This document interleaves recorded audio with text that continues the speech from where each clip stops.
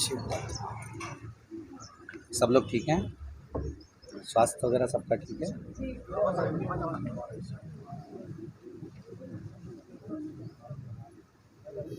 कुछ थोड़े प्रश्न कर लीजिएगा। खांसी वगैरह चल रही है, जो आप लोगों को पूछना है चाहे कम ही प्रश्न करके, थोड़ा स्वास्थ्य नरम गरम है ना। श्री शिवाय नमस्तुभ्यम। सभी दिल्हाई नगर के श्रोता भाई बहनों को हर हर महादेव। बाबा देवाधिदेव महादेव की कृपा, चकलेश्वर महादेव की कृपा, कहीं ना कहीं मनुष्य के भीतर शिव तत्व रहता ही है। ऐसा कोई मनुष्य नहीं जिसके अंतर्गत शिव तत्व ना हो।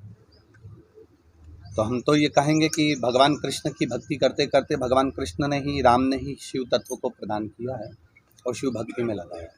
कब से कब है? ये 1999 से कथा चल रही है।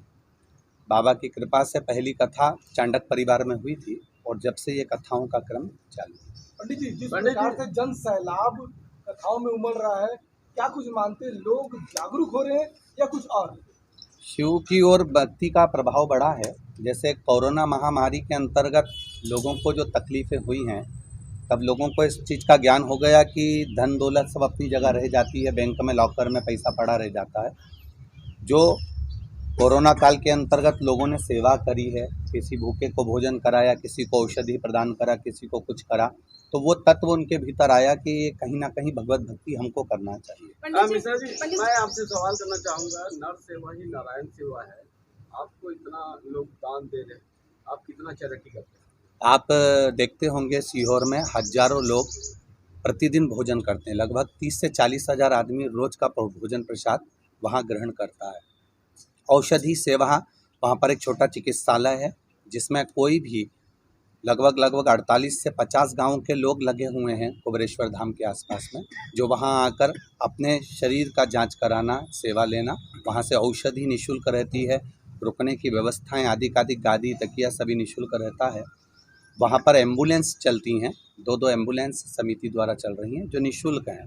जैसे मान लो किसी का स्वास्थ्य ज़्यादा गड़बड़ हो गया और कोई बाहर है, या किसी का बॉडी है या कोई तकलीफ हो गया है, तो उसको वहाँ तक निःशुल्क, कोई पेट्रोल डीजल या कोई पैसा उससे नहीं लिया जाता। वो सब कुबेरेश्वर धाम के द्वारा ही महाराज जी, मैं कुबेरेश्वर धाम गया था, वहाँ पे महिलाओं के लिए वॉशरूम तक की व्यवस्था नहीं थी। खाना खत्म हो जाता है तो भगा दिया जाता है। नहीं। आपके जो कमरे बने वहाँ ताले लगा दिए जाते हैं, और जो गौ सेवा के नाम पे पैसा लिया जाता है, वहाँ मात्र 20 से 25 गाय हैं सिर्फ जी। और आपने देखा होगा वहाँ पर व्यवस्थाओं के अनुसार, जैसे जो लेटरिन बाथरूम है आपने देखा होगा, वो वहाँ पर काम अगर चलता है, जैसे अभी भी लेटरिन होन टूटी पड़ी हुई है, तो उनकी जब व्यवस्था थोड़ी रूप में, जैसे 50 लेटरिन है तो 25 लेटरिन की व्यवस्था जब हम लोग सही कर देते हैं तो 25 के ताले खोल देते हैं।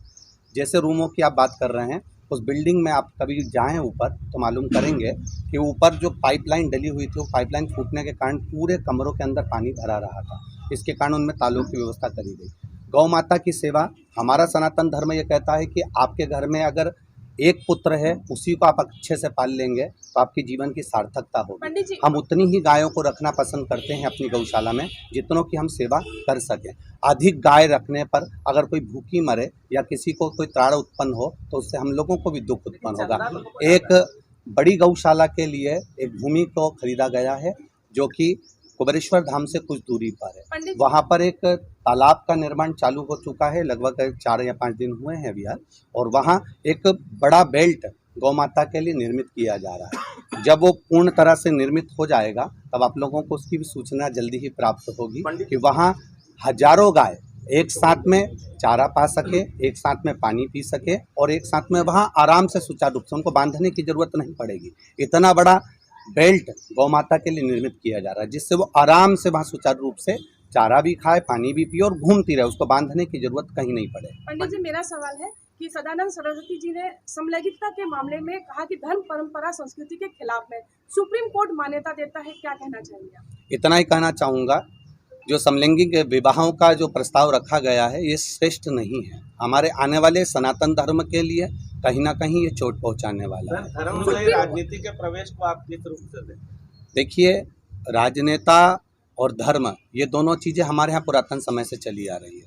भगवान श्री दशरथ जी महाराज के राज्य में भी गुरु बैठा करते थे, अपना ज्ञान दिया करते थे, सतमार्ग की ओर लाने का प्रयास किया करते थे। पंडित जी, ऐसा नहीं कि राजनेता के अंतर्गत धर्म नहीं या धर्म के अंतर्गत राजनेता नहीं, दोनों एक सामान्यता के साथ चलेंगे। जैसे सब्जी में नमक की मात्रा बराबर रहे तो ठीक है। एक घंटा का प्रवचन है, उसमें से मात्र 15-20 मिनट ही आप बताते हैं, बाकी सब ऐसे ही प्रक्रिया चलते रहता है। ये लोगों की मांग है कि उसको भुगतान से बताएं। देखिए, आप क्या कहें? शिव पुराण तो आपके घर में भी है और शिव महापुराण सभी के घर में विराज रही है। अगर वही की वही शिव विवाह को हम प्रस्तुति देते रहें या भगवान गणेश जी का ही वर्णन हम करते रहें तो जनमानस समझेगा कैसे? जनमानस को शिव कथा के माध्यम से जो लौकिक कथाएं हैं, हमारे भीतर के जो दोष हैं, हमारे भीतर में हम क्या गलती कर रहे हैं, माता पिता का स्वभाव क्या होना चाहिए, बच्चों का बहुओं का स्वभाव क्या होना चाहिए, ये शिव तत्व को जानने का प्रयास करें। पंडित जी, आपसे एक सवाल है। आपने एक बयान दिया था जिसमें कहा था कि घर का एक बच्चा आरएसएस में हो या बजरंग दल में हो। क्या आप बीजेपी के राष्ट्रीय मतलब स्टार प्रचारक हैं? स्टार प्रचारक तो मैं महादेव का हूँ। मूल रूप से शिव जी का प्रचार मूल रूप से हम लोगों का मूल तत्व है। उसमें ये नहीं है कि भाजपा या कांग्रेस के लिए, जो हमारे सनातन धर्म को पोषणता प्रदान करे, जिस पेड़ से हमको छाया मिल रही है उस पेड़ के नीचे अगर जल डालेंगे तो हो सकता है आने वाले समय में वो फल भी दे। तो उस भाव से कहा है कि कहीं ना कहीं किसी न किसी रूप में हमारा सनातन धर्म मजबूत होता है। भूपेश बघेल गोधन न्याय योजना चला रहे, क्या मानते हैं आप? बहुत अच्छी बात है, उससे बढ़कर कोई सुख नहीं है। उन्होंने रायपुर के व्यासपीठ के नज़दीक में आकर कहा था कि हम लोग जो नंदी होते हैं, बैल जिसको लोग काटने के लिए छोड़ देते हैं, उसको भी वो पालन कर रहे हैं। उसके लिए हमने उनको साधुवाद भी दिया था कि आपकी ये योजना बहुत सुंदर है और होना चाहिए। राजनीति के अंतर्गत अगर आप धर्म को साथ लेकर चल रहे हैं या कहीं ना कहीं किसी जीव की रक्षा कर रहे हैं, उससे बढ़कर कोई सुख ही नहीं। पंडित जी, आपके भक्तों की गिनती कर पाना मुश्किल है कहीं, लेकिन जो आपके पास आते हैं वो वीआईपी कल्चर है। कहीं आप ऐसा नहीं वीआईपी कल्चर को बड़ा आम भक्त से आप नहीं मिलते हैं? ऐसा तो कभी हुआ नहीं। हम लोगों को, आप लोगों ने व्यासपीठ पर जितना सुना होगा और यहाँ पर भी जो कथा हुई हैं, भिलाई नगर में भी जो कथा हुई है या रायपुर में भी जो हुई हैं, जो व्यासपीठ से हम लोग कहते हैं वो बिल्कुल पक्का कहते हैं कि हम किसी से नहीं मिलते। और आप यहाँ पर भी जो द्वार पर खड़े हों या पुलिसकर्मी खड़े हों या प्रशासनिक खड़े हों, आप उनसे पूछना कि सीहोर वाले महाराज किसी से मिले क्या, या कोई वीआईपी उनसे मिलने के लिए आया है? फोटो तो आ रही है। कौन वीआईपी के साथ आपकी फ़ोटो आई होगी? एक तत्व के लिए स्मरण में आपको आया होगा कि एक माता जी ने एक शिव नाम का उच्चारण अपनी पुस्तक पर जब लिखा है तो उस पर शिव तत्व की छवि बनी हुई है। वो जब लेकर हम लोगों को दिखाने के लिए कोई भी जैसे वहाँ एक भैया रायपुर से पैदल चल कर आए तो हम लोग उनको मंच पर बुला। कोई चीज़ अगर हमारे सामने अच्छी आती है और कोई दिखाने आता है तो उसको भगा तो ना देंगे ना। शिव जी का स्वरूप जो है साधना का दिखता है, ध्यान का दिखता है, और आप टोटके बताते हैं। टोटकों से समाज में अंधविश्वास की बढ़ोतरी होती है, क्या कहते हैं इस बारे में? एक भी टोटका अगर बताया हो तो आप बताइए कि कोई टोटका है जो शिव महापुराण में ना लिखा हो। शंकर जी को बेलपत्र चढ़ाना अगर टोटका मानते हो, शिव जी को दूध चढ़ाना या दही चढ़ाना टोटका मानते हो, बेलपत्र पर शहद लगाना अगर टोटका मानते हो, जो नहीं लिखा हो वो जरूर बताइएगा। इसी से जुड़ा हुआ मेरा सवाल है कि आप अपनी कथा के दौरान कईयों को निदान बताते हैं और उसको कई लोग चमत्कार समझते हैं, कुछ लोग उपाय समझते हैं। चमत्कार और उपाय के बीच में विज्ञान कहाँ है? बिल्कुल है ना, विज्ञान क्यों नहीं है। जिस बेलपत्र को लोग मंदिर में चढ़ाकर फेंक देते थे, आज वो बेलपत्र खा रहे हैं। तो जिन्होंने उसको औषधि के रूप में फिर निकालना प्रारंभ करा, आखिर इसमें बेलपत्र में है क्या, तो उन्होंने निकाला ना कि बेलपत्री में ऐसा तत्व छुपा हुआ है जिससे शुगर, बीपी और थायराइड की इलाज हो जाता है। तो धीरे धीरे जब व्यासपीठ से कुछ बोला जाता है तो उसको लोग सर्च भी करते हैं। जब उसको सर्च करते हैं तो उसमें निकालते हैं कि इसमें ऐसा तत्व है क्या, इसमें जल चढ़ाने में क्या तत्व है, भगवान शिव को दही चढ़ाने से क्या महत्व है। ये हमारी जो वेद व्यास जी ने पूरे 24,000 श्लोक में जो शिव महापुराण के अंतर्गत बताया है, तो उसकी महत्वता में एक एक चीज का वर्णन है। बेलपत्री का वृक्ष लगाया है। धर्म बाजार और मुनाफाखोरी क्या कहना चाहेंगे? धर्म बाजार और मुनाफाखोरी, पहले तो उसको डेफिनेट करिए, उसको समझाने का प्रयास करिए। सर 5 रुपए की चीज को पंडित जी 50 रुपए में बेचा जाता है जी, धार्मिक पंडालों के आसपास। जी जी, इसे आप मुनाफाखोरी के रूप से देखते हैं या फिर? हमने उसका वर्णन कल भी व्यासपीठ से करा है कि आप जो गलत कर रहे हैं उसका भुगतान तो आपको भोगना ही पड़ेगा। हमने ये भी कहा है कि चाहे सीहोर वाला महाराज हो, चाहे दुनिया का कोई संत, साधु, सन्यासी, तपस्वी या साधारण व्यक्ति हो, उसको अपने कर्म का भोग भोगना ही पड़ेगा। आज हमको खांसी चल रही है तो हम ही उसको भोगेंगे। आपका शरीर में ताप है तो आपको ही उसको भोगना है। आपका सिर दर्द है तो आपको भोगना है। उसी तरह आप धर्म की जगह पर अगर 2 रुपए ज्यादा कमा भी लोगे, मालूम पड़ा वो बाद में डॉक्टर में लग गया या गलत जगह लग गया तो उसका कोई पंडित जी रुद्राक्ष आते हैं, उसके बाद मांस मदिरा का सेवन वर्जित है, लेकिन यहाँ लोग जो आपने करवाया, सैकड़ों लोग मांस मदिरा का सेवन करते हैं। रुद्राक्ष हमने धारण नहीं करवाया। ये हमारे आपने कभी भी हमारे मुख से ये नहीं सुना होगा कि आप रुद्राक्ष को धारण करो। हमारे मुख से ये सुना होगा कि उस रुद्राक्ष को अपने पास में रखिए, उस रुद्राक्ष की महत्वता को जानिए। आप पहन रहे हैं वो मूल है, और मुझे विश्वास है जिसके घर में रुद्राक्ष धीरे धीरे प्रवेश करते जाता है और जो शिव तत्व की ओर जाता है वो अपने आप ही धीरे धीरे मांस मदिरा से दूर होता चले जाता है। ऐसे कई पत्र व्यासपीठ पर रखे हुए हैं जिसमें लोगों ने मदिरा को छोड़ा है, मांस को छोड़ा है। ऐसे कई पत्र व्यासपीठ पर रखे हैं, उसका भी आप अवलोकन करिए। मिश्रा जी, आपका एक तो बयान आया था कि जिसमें आपने संविधान बदलने की बात करी थी, संशोधन की बात करी थी, आपने क्यों कहा था? क्या पहली बात तो कहेंगे करना चाहिए कि व्यासपीठ से आज तक संविधान बदलने के लिए बयान नहीं दिया गया। आप कोई भजन गा रहे हो और उस भजन की अगर कड़ी को आप निकाल लेते हो अलग से तो ये आपकी विवेकता है। हमारे यहाँ से, हमारी व्यासपीठ से आज तक ये संबोधन नहीं कहा गया कि संविधान बदलिए। हमारे यहाँ आपका वीडियो है मेरे पास, भजन, आपने कहा आप उसको भारतीय सुनिए, संविधान को बदलना चाहिए। आप भजन सुनिए, वापस सुनिए उसको एक बार। वीडियो को मुझे भी सुनाने का प्रयास करिएगा। आप मुझे सुनाइए उस वीडियो को जिसमें मैंने ये कहा हो कि संविधान बदलिए। आप उसमें वीडियो में सुनेंगे कि संविधान को बदलो, हमको हिंदू राष्ट्र बनाना है। ये भजन की लाइन है, आप उसको भजन में देखिए। भजन में ऐसे कई लाइनें आती हैं जिसको हम लोगों को आनंद के साथ गाना पड़ता है, भजन का स्मरण करना पड़ता है। अब उस भजन की लाइन को अगर कोई कैच करता है और उसमें अगर गलती निकालता है तो दुनिया में कोई मनुष्य का शरीर ही ऐसा है कि जिसमें गलतियां छांटने के लिए ही हम लोग रहे हों तो बात दूसरी है। आपने कहा था कि अगर बच्चे स्कूल में पढ़ेंगे तो किसी न किसी कंपनी के नौकर बनेंगे, तो आप अपने बच्चों को स्कूल में क्यों पढ़ा रहे हैं? हमारे बच्चे स्कूल के साथ में उनको गुरुकुल की सभ्यता भी दी जा रही है। ऐसा नहीं है, मूलतः हमारा जो संबोधन था उसको आप लोगों ने स्मरण नहीं किया होगा। जो बच्चे स्कूल में कॉन्वेंट स्कूल जो अंग्रेजों ने बनाए हैं, उन्होंने सारे संसार के लोगों को गुलामी देने के लिए बनाए थे।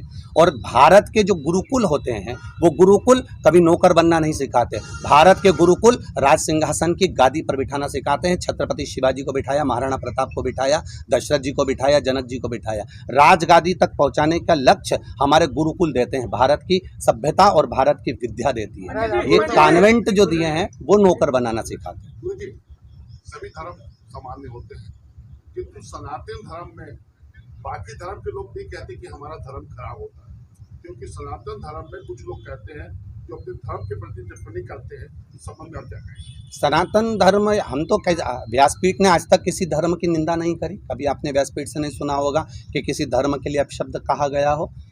मूलतः जब मेरा बेटा है, वो बेटा कितना भी गंदा काम कर रहा है, आपका पुत्र है, एक माँ से पूछना, वो माँ को मालूम है कि मेरा बेटा पान की दुकान पर खड़ा होता है, उसके बाद भी माँ अपने ही बेटे को चांद का टुकड़ा कहेगी। उसी तरह हम तो कहेंगे, अब सनातन धर्म में अगर जन्मे हुए हो, आपके सनातन धर्म के अंतर्गत आप रह रहे हो, तो आपको आपका सनातन धर्म श्रेष्ठ लगना चाहिए।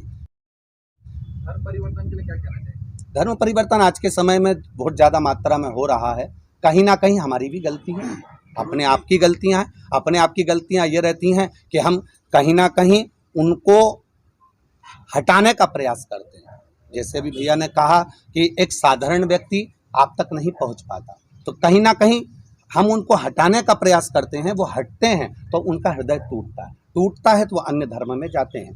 हमारा प्रयास ये रहता है, या हमारा सनातन धर्म का ये प्रयास रहना चाहिए कि ब्राह्मण हो, क्षत्रिय हो, वैश्य हो, शूद्र हो, सभी वर्ण का व्यक्ति जुड़कर जब चलेगा तो हमारा हिंदू धर्म या हमारा सनातन धर्म कभी नहीं टूटेगा। शुरुआत में लोग राम कथा, भागवत कथा कर रहे हैं, क्यों पुराण कथा कर रहे हैं? पीछे आपका क्या उद्देश्य, आपने उसको शिव तत्व भगवान शंकर को जानने का एक विषय है। भगवान शंकर को स्वयं ब्रह्मा और विष्णु भी नहीं जान पाए। ये शिव महापुराण तो छोटा सा प्रसंग लेकर इसको जीवन पर्यंत भी लिया जाए तो हम नहीं जान सकते। घर में रहने वाला एक माँ हो, एक पिता हो, एक भाई हो, एक बंधु हो, एक बहन हो, ये सब शिव तत्व के रूप में। उसमें ऐसा नहीं कि शंकर केवल कैलाश पे रहा है।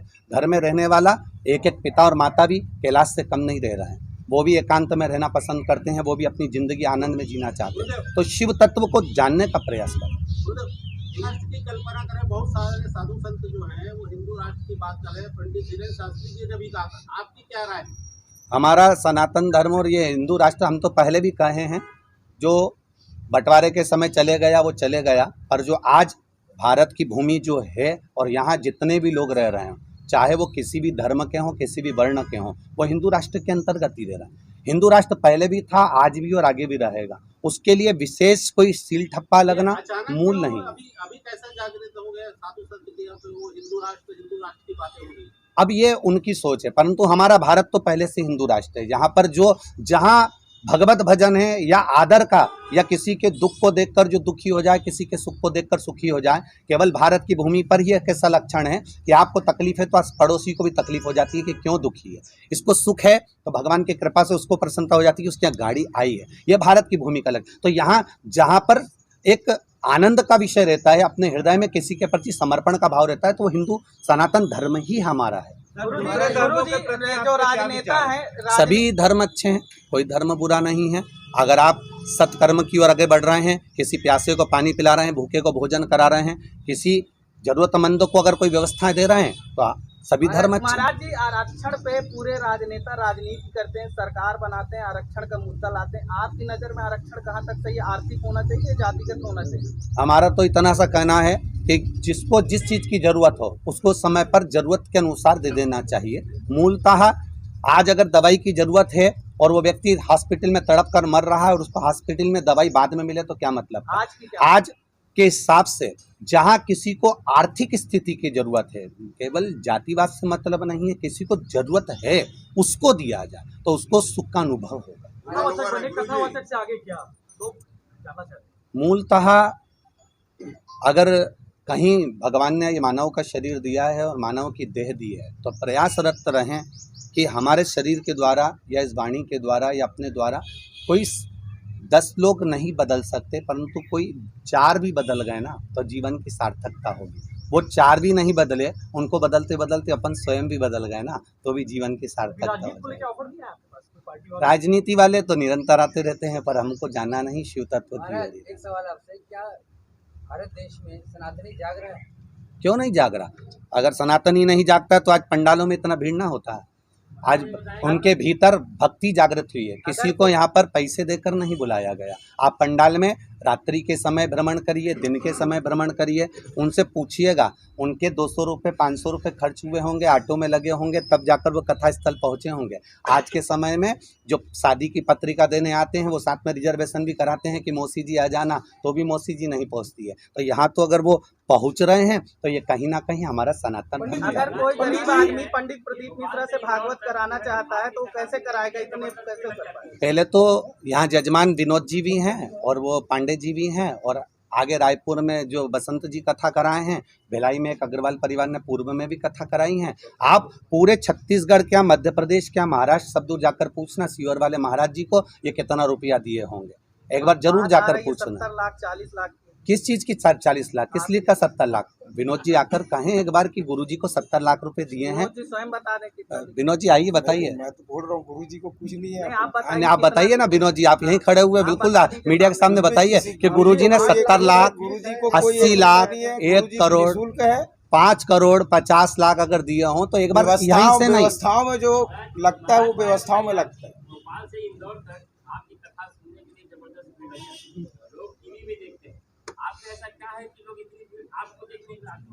ये तो पता नहीं। गुरुजी यहाँ पर छत्तीसगढ़ नक्सल इफेक्टेड रहा है जी, नक्सल यहाँ पर बहुत है जी। आपके माध्यम से क्या संदेश होगा उनके लिए? इतना ही कहना चाहूँगा कि प्रयास रहे कि हमारे जो सैनिक भी लगे रहते हैं, पुलिसकर्मी भी लगे रहते हैं, या सुरक्षा के जो भाव लगे रहते हैं, ये कहीं ना कहीं हमारे भारत की भूमि को या हमारे धर्म को जोड़ने का काम करते हैं, तोड़ने का काम नहीं करते। तो इतना ज़रूर कहना चाहूँगा कि नक्सल एरियो में जहाँ कहीं भी इनके ऊपर जो आक्रमण होता है और इनका परिवार बाद में रोता है या उनको तकलीफ़ होती है, वो कहीं ना कहीं बद्दुआ हमको भी नष्ट कर देती है। तो प्रयासरत रहें, अपने जीवन को अच्छा बनाने का प्रयास करेंगे तो जीवन साफ है। एक सवाल मेरा है, आप धर्म का प्रचार कर रहे हैं, पंडित धीरेन्द्र कृष्ण शास्त्री भी प्रचार करते हैं, पर कई बार वो ऐसी टिप्पणी कर देते हैं जिससे विवाद उत्पन्न हो जाता है। आज भी उन्होंने ऐसी कोई बात कही है, क्या कहना चाहेंगे आप?